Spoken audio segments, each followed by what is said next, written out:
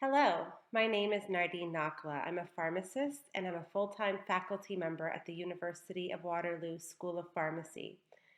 Today's topic will be the pharmacy technician's scope, interacting with moms and their newborns. This talk is focused on helping the first-time mom prepare for health-related needs.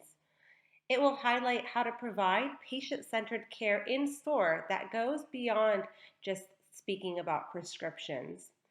This talk will be heavily based on self-care strategies that can empower the patients or the caregivers and ultimately lead to optimal health outcomes.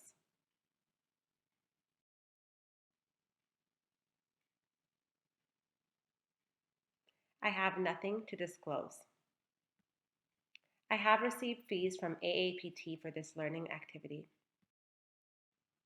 Our learning objectives. So my goal for today is to help you recognize the many opportunities that exist for pharmacy technician intervention along the parenthood journey. So not just during pregnancy, but really from the very first thoughts of having a baby.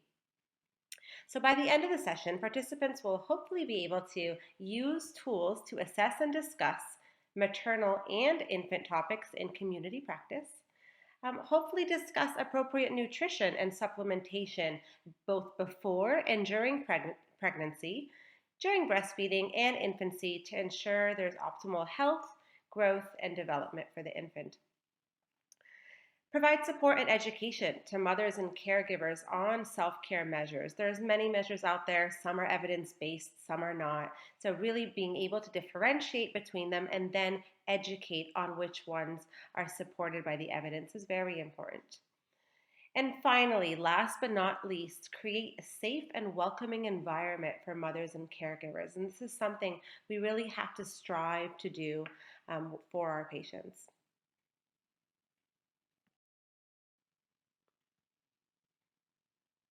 Preconception care. So, as pharmacy technicians, you need to give moms the information they need so that they can make personalized decisions about their nutrition, their vitamins, medications, and other health issues that are related to pregnancy. So, in some situations, we may need to refer these women for additional support if it's something that we can't offer in store. But for many women, we can offer many resources to them that will help them make better decisions, more informed decisions about their health and their baby's health. So, ensuring the patient knows that good nutrition can help her get pregnant in the first place and to help prep her body for baby is essential. There are a number of resources out there. So, the CDC has a campaign called the Show Your Love campaign. And they have a number of resources, as you can see on the slide, where patients can access and chart their course from the time they decide they want to start having or start trying to have kids all the way through even after they've had children. It gives them alerts of what's happening each month, what they should be doing. It also talks about your health and when you need to schedule a visit with the physician, what kinds of supplements you may need. And there's also an app available online for this CDC Show Your Love. Another great place to refer them is the American College of Obstetricians and Gynecologists. So this has a number of resources, but what I find really useful is this FAQ document of frequently asked questions. And it gives them a really nice breakdown that's simple and easy to kind of digest about what it is they need to be doing at this stage. So both of these are evidence-based resources, excellent for anyone considering pregnancy or already pregnant. All women have to make lifestyle changes during pregnancy or when they are planning to become pregnant. Sometimes this can mean adapting a new exercise routine or maybe resting more or eating healthier foods. It may also mean changing the pattern of their alcohol consumption. So here I want to discuss for a couple moments what items women should avoid and what to limit, and then what to do while a woman is trying to conceive. And so let's start with age first. Age, that conversation is a very important one because fertility declines with age. So on average, a woman's fertility starts to decline in her early 30s and declines more rapidly after the age of 35. So the monthly chance of conceiving is about 20% for a woman in her 20s, but by age 40, it's only about 5%. Men's fertility starts to decline later at an age of about 45. So men over the age of 40 are 30% less likely than younger men to achieve conception within a year. So as I mentioned, age is important, especially if the individual who is seeking your help does express a desire to have children. Weight. There are many studies that show fertility and the health of a baby at birth and even into adulthood are certainly affected by the health of the parents even before conception. So being overweight can result in hormone imbalances that can affect ovulation, they can affect sperm quality. Being overweight does lower your fertility and increase the risk of pregnancy complications. So it's a good idea to get some good weight management strategies on board before pregnancy occurs. Alcohol. Alcohol. Abstinence is the prudent choice for a woman who is or might become pregnant. Even when moderately consumed, alcohol appears to exert a negative impact on one's fertility and increase the likelihood of having a miscarriage. So particularly important while trying to conceive is avoiding alcohol during the second half of your menstrual cycle. This is the infamous quote unquote 2-week wait. So after ovulation, for that 2 weeks until menses begins, it is essential to stop alcohol then, but really the best advice is to stop for the entire month. Alcohol can permanently harm a developing baby before a woman even knows she's pregnant. So I would say technicians and pharmacists both should advise women who want to become pregnant to stop drinking as soon as they stop using birth control. Most women don't even know they're pregnant until they're 4 to 6 weeks along, and they could be exposing their fetus to alcohol. So we don't want that to happen, so alcohol is an important one to counsel on. I skipped over smoking because smoking, I think, is one of the common ones. We all know smoking is very bad for our health. There's no positives when it comes to smoking. So smokers can actually take longer to conceive, both the mom or her partner. So however, as soon as you stop smoking, fertility begins to improve. So that's something we want to definitely emphasize. Even secondhand smoke appears to lessen chances of achieving conception. So we definitely want to avoid that if possible. And lastly, the timing of intercourse. So improve the odds of conception if you do have intercourse during the fertile window of the menstrual cycle. And this fertile window is usually the 6 days leading up to and including the day of ovulation. Once ovulation takes place and the egg is released, it's only viable for about 24 hours. So if it's not fertilized within that 24 hours, then pregnancy will not occur in that cycle. The length of a woman's cycle determines when ovulation occurs. So ensuring that timing is right, both for intercourse and the timing for testing for pregnancy, which should really be on the date of a missed period or afterwards to ensure the utmost accuracy. So we just talked about the importance of weight management. So also extremely important with that is nutrition resources for the mom-to-be. So there are many resources available. I love the choosemyplate.gov ones because they have many nice visuals where you can show how much of your plate should be devoted to vegetables versus fruits, grains, and protein. And so this is very very important before pregnancy and then during and after pregnancy as well. And so we want to make sure that the diet is made up of lots of nutritious and whole grains, vegetables, and fruit, milk and milk alternatives, lots of omega-3 fatty acids, so getting in that fish, some vitamin B6 from foods, that actually helps with nausea and vomiting as well. So getting really a very balanced diet on board early on is going to be essential. And so a mom should really be getting her energy from these healthy foods, such as the vegetables and fruit. Emphasize that this food-based approach is very important for pregnancy. Talk to the patients that you have about making healthier choices. And so again, choosemyplate.gov has a lot of resources and tells you what you should be substituting. Instead of eating red meat, have this type of meat, and so on and so forth. And if you can't have meat, this is what you would do instead.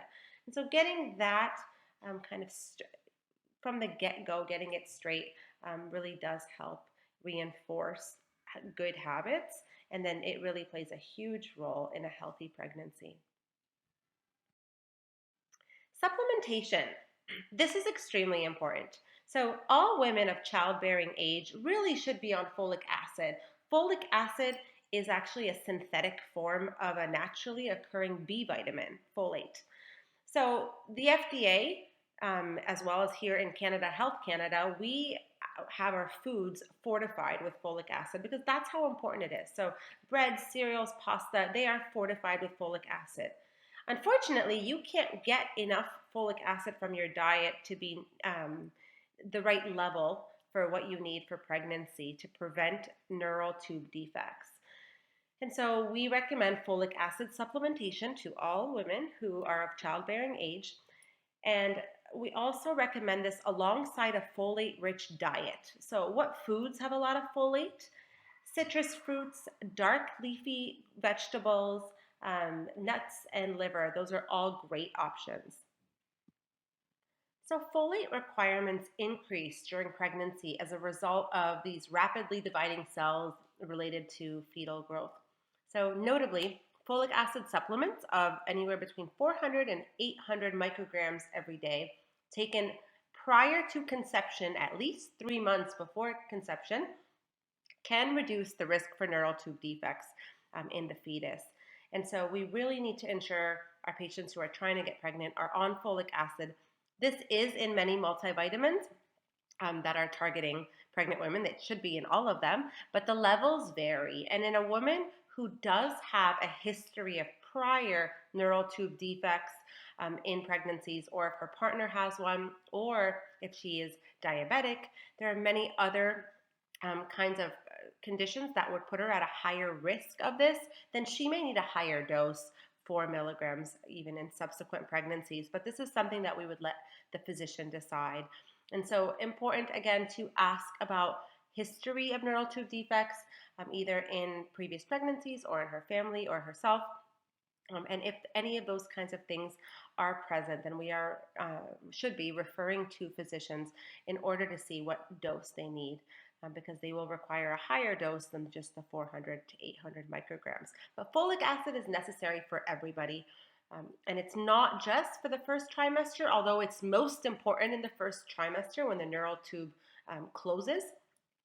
It's also important throughout because it will help protect against other folic acid sensitive congenital anomalies that can occur. This neural tube is what becomes the baby's spine, brain, and skull. So you can imagine if there's a defect in there, the kinds of things that can happen, and it's really very, very awful. So anencephaly is probably the worst thing that can happen. And we want to just do what we can to prevent it, and we can prevent it. We just have to be able to counsel on this and ensure everybody is taking a folic acid supplement that is providing them with the right amount for them based on their conditions. So this is your preconception checklist. It shows you everything there that you may potentially be able to offer somebody who comes in who is seeking to become pregnant or just became pregnant.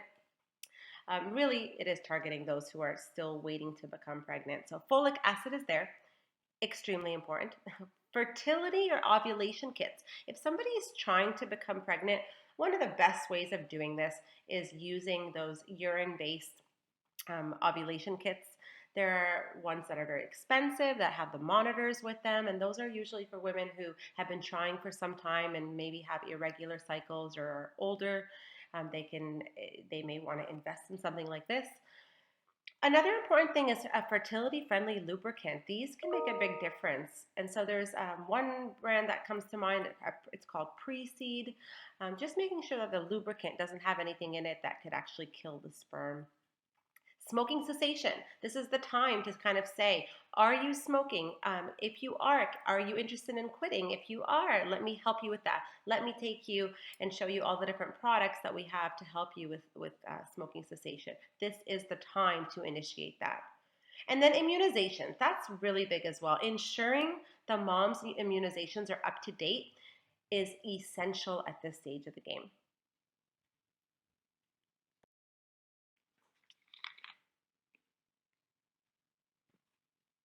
So prenatal care. Prenatal care. So resources, again, I'm all about these great resources. This app on the far left side called Embryo is available on iTunes. It's free. It is the best app I've seen by far. They have 3D images of what happens on a day-to-day basis in utero, so while in the uterus. And it also reminds the mom about certain things, appointments, checkups. If there's any kind of immunizations that are needed at certain times, this will kind of remind the mom and send reminders regularly. So that's great. The American Pregnancy Association also has a number of resources available, and they're really based around frequently asked questions, but they made a sheet kind of with the key ideas and points surrounding main topics such as uterine size during pregnancy. How big am I going to get, and what's normal and what's not? And they kind of address all of those there. So those are two resources I usually refer my patients to. Unfortunately, the Embryo app is not available in Canada, so I've made that recommendation before, and then I've been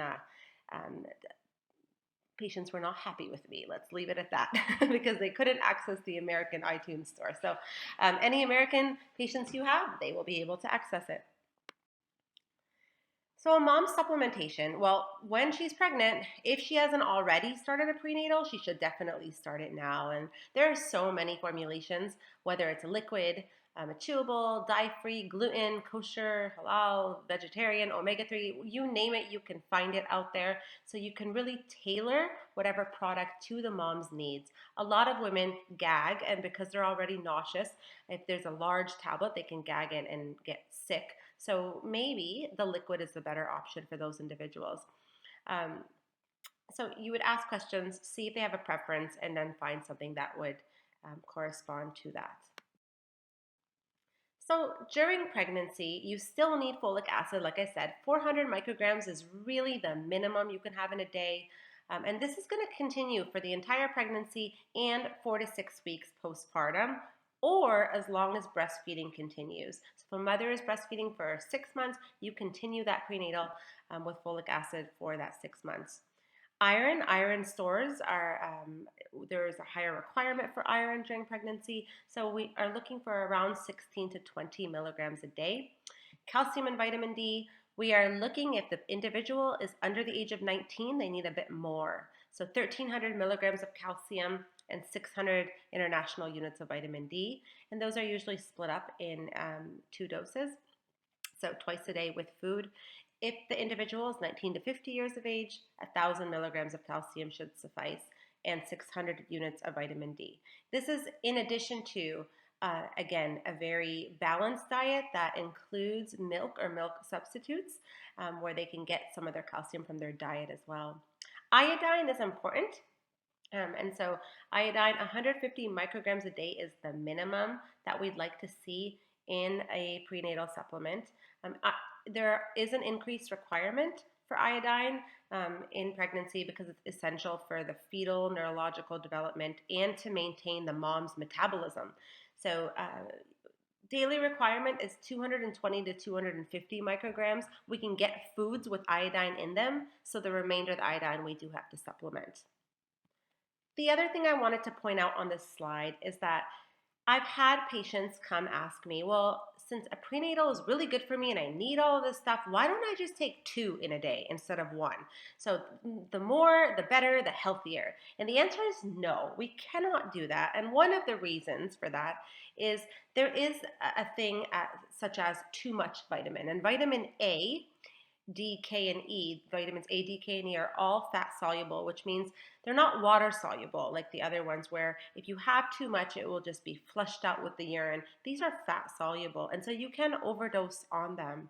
Vitamin A specifically, if it's a high dose over 10,000 units, it can actually cause birth defects. So we don't want to tell a patient to double up on a vitamin or take 4 a day. Sometimes the gummies are really good, and so I'll have pregnant patients tell me, I'm craving the gummies when I'm pregnant, so sometimes I'll take 5. And I kind of have to gently say, well, you know what? I know that it's great that you're taking something, and I know that they can be yummy because they have some sugar coating, but that's really not the best idea for you and your baby. So, counseling points. Um, Again, availability is widespread. There's tons of these products. It is important to have them taken on an empty stomach because absorption is better of a lot of these nutrients. However, if they say that they get sick to their stomach, or they want to vomit every time they take it on an empty stomach, then you can have them take it with food. Additional calcium is needed, but it needs to come from the diet, not through more supplementation. So recognize that some vitamins have more than one name. So very similar to what I just told you with folic acid is actually a B vitamin. Some vitamins may list the strengths of ingredients in micrograms, mcg, some listed in milligrams. And so understand the strengths of the ingredients. 1,000 micrograms equals 1 milligram. So read that carefully and make sure you're interpreting it properly for the patient. Also, read the serving size carefully. So some products, some prenatals out there will require you to take more than 1 capsule in a day to get the right amount. Some will say absolutely do not take more than 1 serving in a day. So make sure you're reading the serving size on the back there for the patient and ensure that they're taking it properly. If I haven't stressed it enough, I'm going to stress it again. Alcohol and pregnancy do not mix. There is no safe amount or safe time to drink alcohol during pregnancy or when planning a pregnancy. So nobody knows just how much alcohol it takes to harm a developing baby. But when you do drink alcohol during your pregnancy, it quickly reaches your baby through the bloodstream, and the effect of that alcohol on the baby can really vary depending on where you're at in the pregnancy, the health of that pregnant patient, the amount of alcohol. Binge drinking is especially bad for a developing baby. So make sure that you speak to your patients about the importance of abstaining from alcohol. More recently, I've had students and patients come to me and say, well, I heard it's okay in the 3rd trimester. It's fine then, right? And the answer is no, it's not fine at any point in time. And if you do drink alcohol when you are pregnant, you may be at risk of giving birth to a baby with fetal alcohol spectrum disorder. And so this is lifelong, and it's very different. So it's a range of disabilities that can affect people whose mothers drank while pregnant. It can manifest as different degrees of brain damage, and it really affects physical, mental, behavioral, could be learning disabilities. We don't know, but they vary from mild to severe, and it is the leading cause of preventable developmental disability.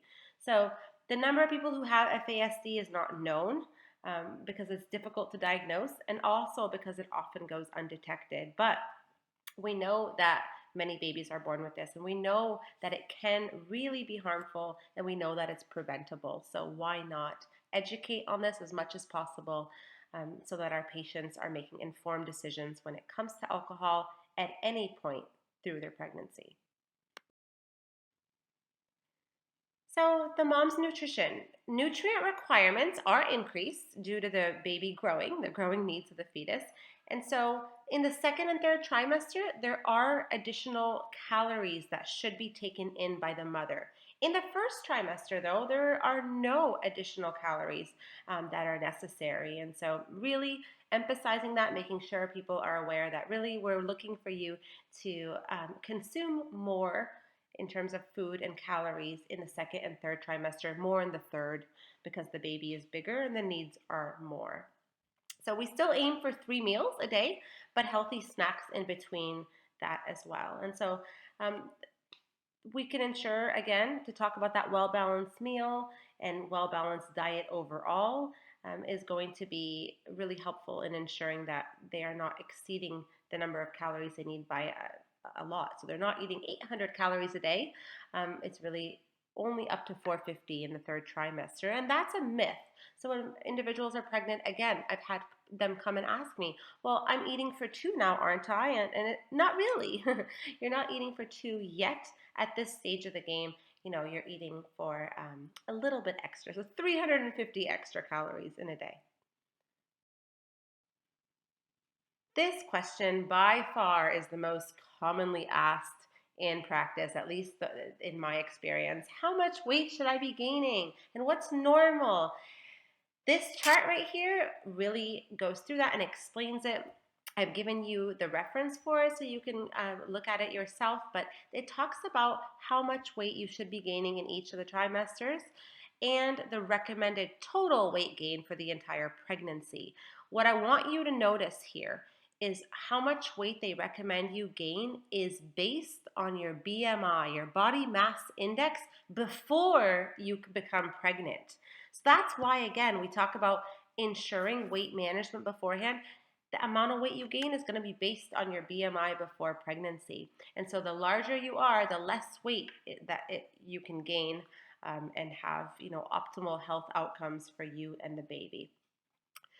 So a lower weight gain, again, may be advised for those who have a BMI of 35 or greater. Obviously, this is all for if you have one baby and you're not pregnant with twins or anything like that, because then obviously the amount that the weights would differ. Physical activity. So there was a time, and my mom said it was during her time, when women were encouraged to avoid all physical activity while pregnant. Fortunately, attitudes about pregnancy have changed, and now medical experts recommend regular physical activity as part of a healthy pregnancy, as women attain numerous benefits from physical activity during pregnancy. So while this is all good, special precautions are also needed. The good things are it reduces your risk of excessive weight gain during pregnancy and gestational diabetes, so diabetes that comes on with pregnancy, and preeclampsia, so the hypertension that can occur then, preterm birth, varicose veins, deep vein thrombosis. All these things can be prevented, or the risk can be mitigated with regular physical activity. It may even reduce the length of labor and delivery complications, fatigue, stress, and anxiety and depression. So in a recent study, 11 guidelines on exercise were identified from 9 countries worldwide. And in this evaluation, they found, 10 out of 11 support moderate intensity physical exercise during pregnancy. So moderate in intensity, not high intensity. 11 out of 11 ruled out sports with any risk of falls, trauma, or collision. So the key here is really keep it regular, start easy, and progress gradually. If you've been inactive, start with mild activities like walking or swimming.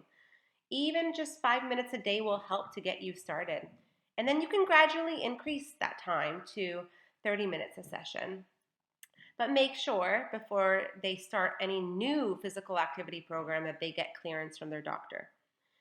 So other things they can do if they ask you for advice, things like gardening and house cleaning and walking again, dancing, starting slow and then working their way up, and then continue these activities 3 to 4 times a week. Those would be the best recommendations you can give.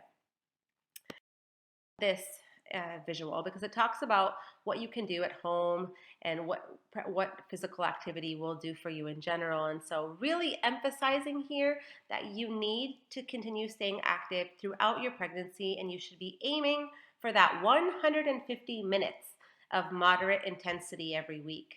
And again, it shows here biking is one, dancing, going out for walks, strength activities. But I like at the bottom right there, don't bump the bump. So that's being very cautious with the kinds of activities you're doing. You're not wrestling, or you're not climbing mountains. You're really trying to be cautious and exercise some caution there, but at the same time progress and continue with your physical activity. It's essential to keep cool and hydrated. So please make sure your patients know they need to be drinking lots of water before, during, and after physical activity, so that they can avoid overheating and dehydration. They should also stay away from the active outdoors on very hot or humid days. And then they can also think about replacing or modifying weight bearing activities that are of high impact and replacing them with things, again, like walking or swimming. So, more checklists for you for the mom before delivery. These are some things that she's going to need immediately after giving birth. So, sanitary pads, nursing pads, toiletries that she may need, mild soap, nothing with fragrances or nothing that could be irritating. A breast pump if she's choosing to breastfeed and thinks she may use a breast pump, and the accessories that are necessary for that pump. Those are all really important. For the baby, you want diapers. And the diapers can be, whether they want the disposable ones or the cloth ones, whatever it is, make sure that they have a sufficient amount. Unscented wipes, ones again that are hypoallergenic, don't have fragrances, do not have strong um, chemicals in them. Barrier products, so that would be your zinc or your petrolatum, so your Vaseline products. All of those are used prophylactically for diaper rash, and they're also used to treat a diaper rash if it comes about. So having that on hand right away is a good idea. Some baby shampoo, a baby brush, comb, nail clippers, those are all things that she may need sooner rather than later. I do want to mention if a barrier product containing zinc is the one that is chosen, zinc is really hard to get off, especially if it's at like the 40% strength over the counter. And so if you are going to recommend that, recommend some mineral oil to be able to kind of get that zinc off, because this barrier product needs to be applied with every diaper change and fully removed after each change as well. The postnatal or postpartum period begins immediately after the birth of a child, and it extends for about 6 weeks as the mother's body, including her hormone levels and uterus size, return to a non pregnant state. Less frequently, we use the term puerperal period, but in any case, postnatal care, it really involves recovery from childbirth, breastfeeding, and the health status of the neonate. Unfortunately, oftentimes I see that the mother's health gets ignored, and then all we focus on is the health status of that baby. I'm trying to remind all pharmacists and technicians that there are two people involved here that we want to take care of in this postnatal period, both the mom and the baby. So in this section, hopefully we're going to cover some of your role in providing postnatal care. So care after birth. Some women will give birth in their home with a skilled attendant. Others may be in the hospital. Regardless, there needs to be a number of measures that are followed to help. So somebody nearby for the first 24 hours. That is a recommendation by the World Health Organization that women really shouldn't be discharged before 24 hours after birth. If they are for some reason, then nobody can leave their side for at least 24 hours, just to ensure everything heals and progresses smoothly. Again, regardless of the place where the woman has birth, a postnatal visit is necessary. So usually this occurs within the first week. Best practice would be for it to occur within the first 24 hours. So before discharge, there is a physician or somebody that rounds on that patient and determines that yes, she can be discharged. Everything looks like it is normal and is going to be fine. So next, after that, we want to make sure nutrition is there. So if the mother wants to breastfeed, having some support there for how to breastfeed. If not, if it's going to be infant formula that's going to be feeding the baby, talking about nutrition, talking about what supplements you might need to help the baby and the mother. Rest, sleep, avoiding hard labor, those are all extremely important for the mom. This birthing process is not easy on your body, and so really enforcing that she takes breaks, avoid hard labor, and try to sleep when the baby sleeps, as cliche as that sounds. Normal postpartum bleeding and lochia, so ensuring that the bleeding that occurs after birth is normal and there's no hemorrhaging occurring. So discuss with women how much blood loss they can expect and for how long. That's always important. Red flag signs and symptoms. So telling the patient what to do if they feel like they are exhibiting signs or symptoms that are indicative of something more severe. For example, they have a fever, they feel lethargic, anything that would indicate there may be an infection or something more serious occurring would require referral. Hygiene is very important. So discuss with women the types of pads they will use and their proper disposal. Post episiotomy pain and care is very important. Hand washing to prevent infections. It's important to remind them not to insert anything vaginally, so absolutely no tampons can be used. At this time, they only need pads and probably very thick pads to help as well. Talk to them about when they can resume sexual relations. This is something that many women shy away from, but it is definitely on their mind. And the importance also of condom use if they don't have any other form of contraception on board. So, sexual intercourse should be avoided until the wounds heal, and then the doctor clears that patient, um, usually at the 3-month mark. Infant feeding and breast care, we kind of discussed medication use. So if they are restarting medication that they weren't on during pregnancy, talking about, is it safe during breastfeeding or not, and really ensuring that they continue with their really healthy self-care practices. And make sure the home environment is one where they are supported and they have the resources necessary to succeed during this very, very difficult time. So help them, encourage them, and promote the health of both the mom and the baby. Discuss with them the need for, resting and warmth and good ventilation and good hygiene for both the mother and the baby. So those are all things that we need to keep in mind and talk to our patients about after birth. Next, so mom's nutrition and well-being. Women who are breastfeeding will have different nutritional needs than those who are not. So for example, breastfeeding women will need more vitamin A, C, zinc than women who are not breastfeeding. Either way, they need to continue that prenatal vitamin and let them know that in that first year of breastfeeding, specifically if they are exclusively breastfeeding for the first 6 months, which is the recommendation by the World Health Organization, then they will need about 350 to 500 extra calories a day to make sure that they have a good, well-established milk supply. So maintaining that balanced diet has never been more important. Increasing fluids, if you are restricting fluids, you are not going to be producing milk. So make sure they know that and they're drinking sufficient fluids. And then lastly, emphasizing the importance of eating enough and avoiding hard physical work, because to make that milk, it will take lots of energy and it will take a toll on your body. And so really ensuring that you're not overdoing it and that you're staying as healthy as possible. Next, we're going to talk about weight loss. Again, this comes up often, and women are always very anxious to get back into the routine of things and exercise. And funny enough, the recommendation is the exact same. So at least 150 minutes a week of moderate intensity aerobic activity is what's recommended. So 20 to 30 minutes a day, most days of the week, and start simple, then gradually add moderate intensity exercise. Stop exercising if you ever feel pain and stay hydrated as well. And so I'm going to now point you to a number of resources on ARHP's website that are phenomenal for postpartum women. So this one is a checklist for diet, nutrition, exercise.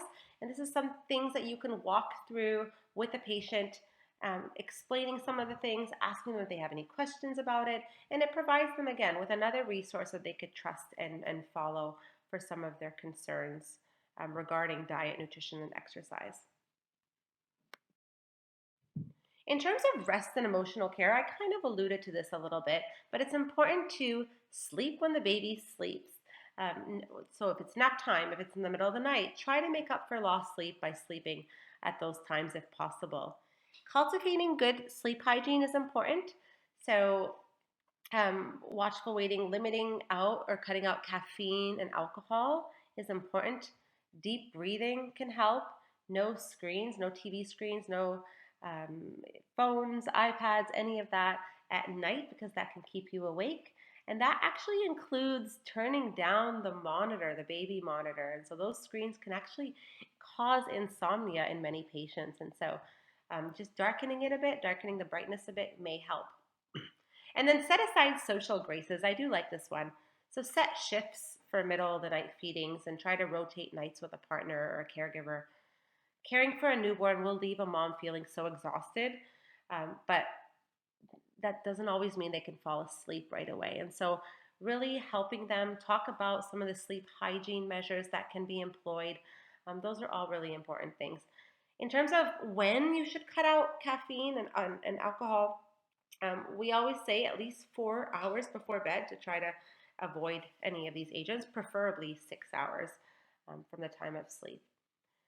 So occasional consumption of small amounts of caffeine are okay if you're breastfeeding. If you are having more than 200 milligrams of caffeine in a day, then that would not be appropriate.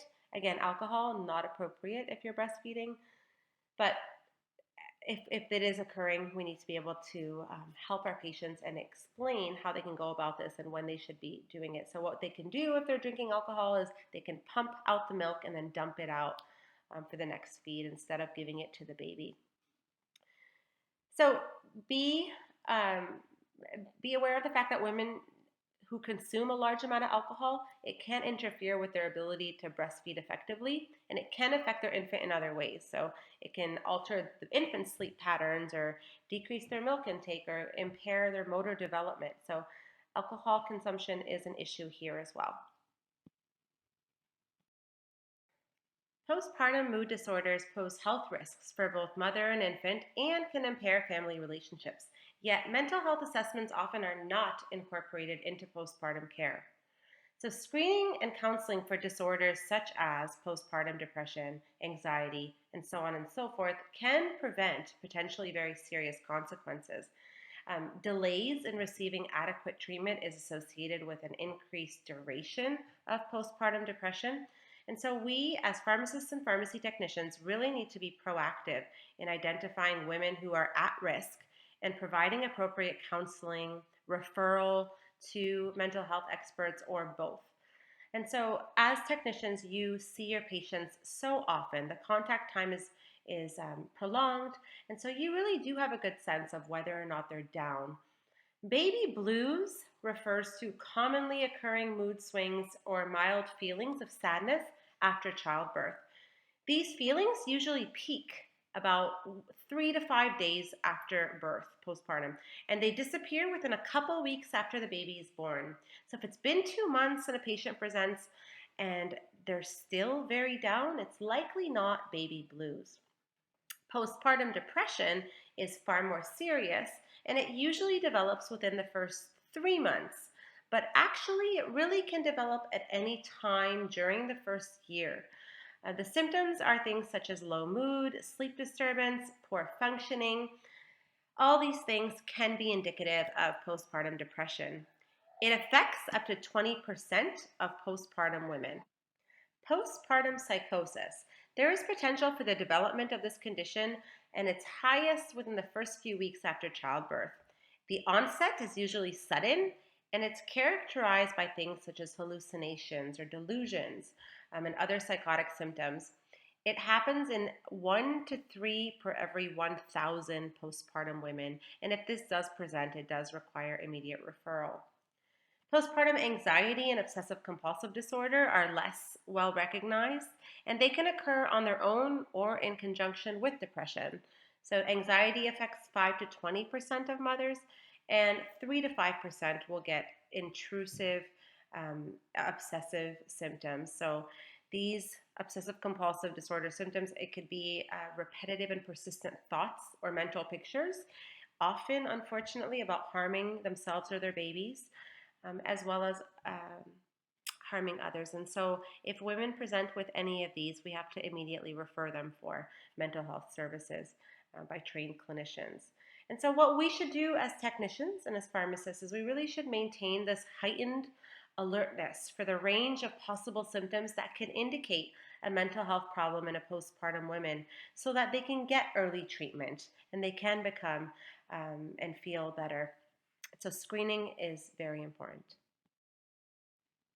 I love this slide because it really provides an empathetic approach to caring for patients who may be at risk of postpartum mood changes. And so, if you don't know what to say, some say don't say anything at all. I would say what's on this slide. So, many women experience some degree of sadness, anxiety, or other mood changes after the birth of a baby. Many things may contribute to these feelings and they are understandable. However, I am concerned about the level of sadness and depression that you expressed in your answers to some of the questions on this assessment form that I have asked. This sometimes happens, but not as a result of anything you have done. It is important to talk about exactly how you are feeling and what to do about it. You do not have to deal with this problem alone. Help is available. And so I love this for a number of reasons. Number one, it acknowledges the concern to the patient and reassures her that treatment is available and it's not her fault and that you, the technician, are there for her. So encourage her to discuss how she's feeling, help her identify support systems, and if she consents, enlist their support. Offer education on whatever she may need to be better informed about. On the slide immediately before this, there is a link at the bottom for an assessment, and that is what the questions that this is referring to, the questions on that assessment form. So you can have a patient fill that out and then have that kind of stage your discussion around the mood changes. So again, hormonal shifts can trigger these mood swings, or depression can really occur at any time, but we need to be vigilant and be able to help individuals by screening and by catching things early and referring for therapy as well. So, managing postpartum mood changes. What can we do? Well, we can talk about self care measures, and this is something that I have built a career on, which is self care for various conditions or minor ailments. This is a condition where self care can absolutely help. So, getting enough rest, calling on other members of the family or friends for support and help. Again, eating that well balanced diet and getting regular exercise. Joining a support group. So, whether it's a mother's group or a postpartum group, delay going back to work if possible for at least 6 weeks because you have to recognize that you've gone through a tremendous amount and tell her that and help her understand that she has gone through a lot and she really does require this time to get back um, to her usual routine activities. Psychotherapy can also help, and it can help women who are suffering from whether it's depression or it's baby blues. Really, these interventions can help. So sometimes they range from light therapy to just peer support. And so those are things that we shouldn't forget as well. And so the two references at the bottom of the slide are also great to check out. And now, infancy. So, we're going to talk about infancy and how to provide information and support for the care of the newborn after birth. And so, in addition to having that newborn physically assessed in the hospital and afterwards, we, as community pharmacists and pharmacy technicians, need to be able to communicate effectively with the caregivers or the parents to assess how that newborn is doing. So, ask questions, remember to use simple, appropriate language and really treat any concerns that come up with respect, even if her worries might appear unnecessary to you. So you should maintain her trust at this time so that she can come back to you, or the family or the caregiver can come back to you whenever they have concerns which may be more serious down the line. So I want to remind you here that all mothers, but especially first-time mothers, need lots of support and reassurance that they are caring for their babies appropriately. And you can communicate some of this information by active demonstration. So for example, showing the new moms how to hold or lift the baby so that they can see what to do, and then giving them opportunities to ask questions and clarify any problems. Giving them positive reinforcement. So saying things like, I noticed you spent 15 minutes over there breastfeeding. That's a great job. You're doing wonderful. This is a tremendous amount of effort that you're putting into it, but rest assured it is the best for the baby. And so really offering that support and feedback will do a lot for these moms.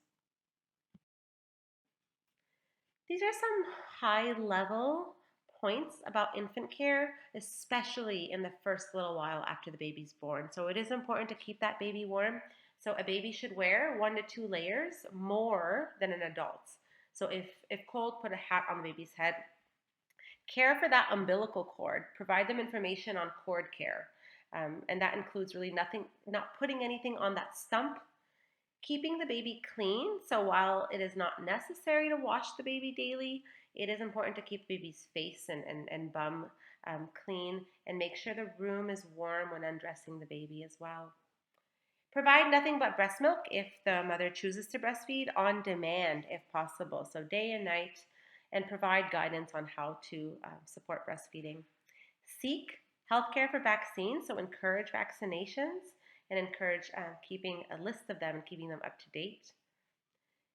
Let the baby sleep on his or her back side. That is what's preferred. We do not want the baby sleeping on their stomach for risk of SIDS, sudden infant death syndrome.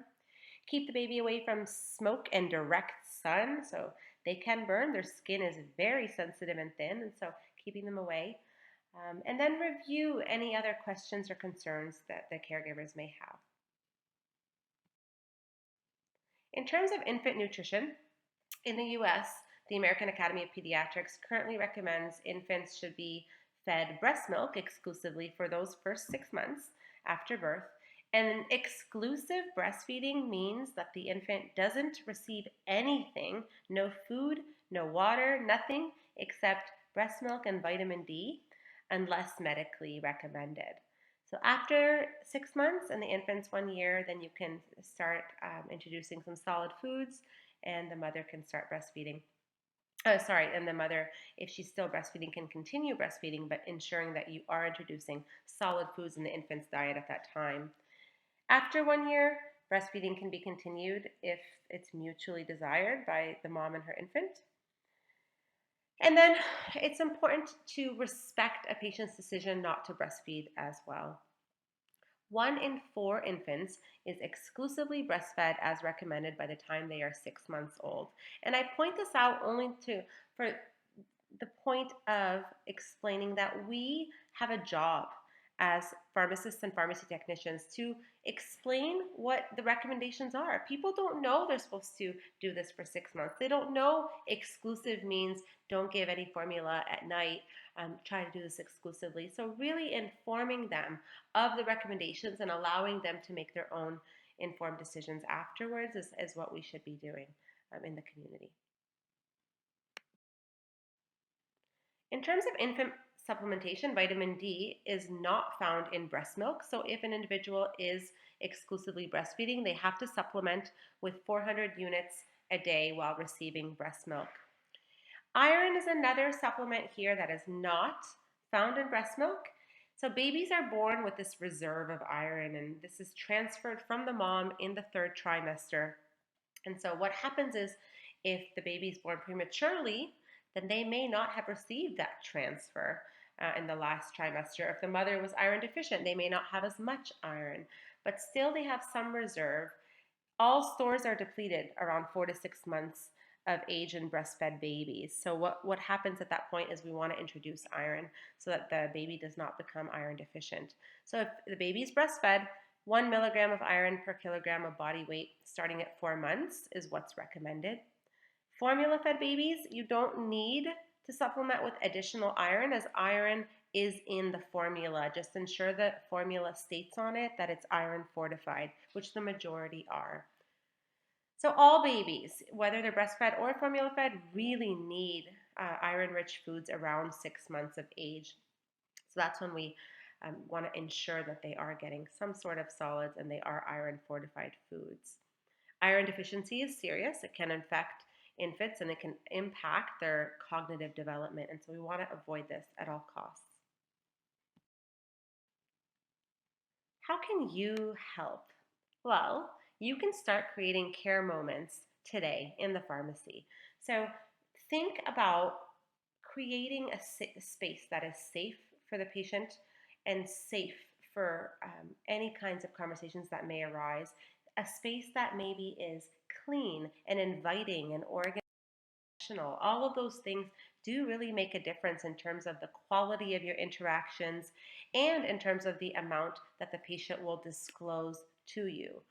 Practice your communication skills. Effective communication is essential in determining a patient's needs quickly and efficiently. So if you're unable to do this, then you're not going to be able to have very meaningful interactions. So practice as much as possible. Good conversation starters. So for screening of all of these, I've had situations happen. I've witnessed these, and I've had situations happen at the university with students who are role playing with standardized patients, and instead of asking, "Are you pregnant?" they'll say, "Oh, looks like you're pregnant," or "Oh, how far along are you?" And that is inappropriate because many times the individual is not pregnant. And as silly as that may sound, it really is important to frame this question properly. And so the best way of doing it, one of the best ways would be, are you pregnant or wanting to become pregnant? So you're not insinuating, anything's happening with pregnancy, but are you wanting to become pregnant? And that's really important because we just spoke about all the different factors that have to come into play if somebody is trying to become pregnant. So that's a great screening question, specifically if somebody is picking up supplementation or has kind of mentioned any desire to have children. So that's a great question.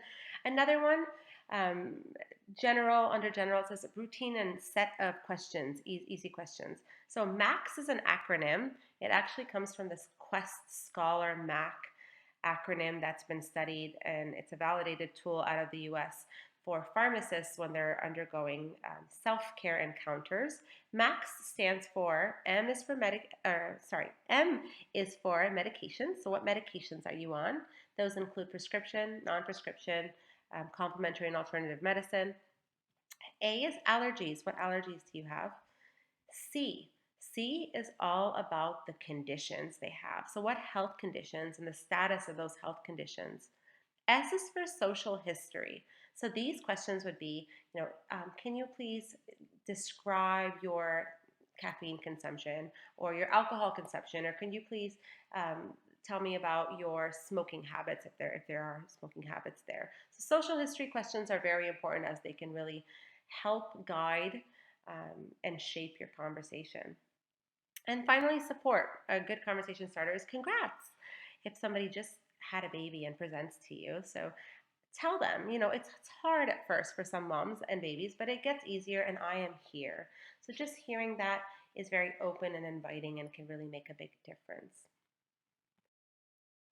Some other counseling tips are to use ORs. O is open-ended questions. So really starting with questions that they have to provide an answer that is more than just yes or no. A yes or no answer would be a closed-ended question. Open-ended ones are, can you please tell me about your experience with breastfeeding? And they can't answer with yes or no. And so it gives you, the patient is able to give you a lot more information and you're able to kind of better formulate your response. Affirmations.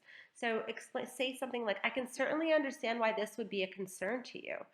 Reflect. So it sounds like what you're saying is that, you are discouraged and frustrated with what's happening here. And then summarize. Summarize after the conversation's over and say, so what you've told me is that you're feeling overwhelmed at the moment and you're unsure if you're producing enough breast milk for your baby as he has been crying inconsolably after each feed. Does that sound right? And that will just reassure the patient that you are listening. You're actively listening, you care, you've internalized what they've said, and you're going to help them. You're able to, at this point, formulate your response and hopefully assist them with what they're concerned with. And I finally want to end with this slide, which I love so much, and it's a quote from Linda Wooten, and it says, being a mother is discovering strengths you didn't know you had and dealing with fears you never knew existed. So hopefully this presentation will help you provide care for those individuals who are seeking pregnancy or who are pregnant or those who have just given birth. I hope you have a wonderful time at the AAPT conference in Niagara Falls, and I hope to be able to meet you and present to you again soon. Thank you so much.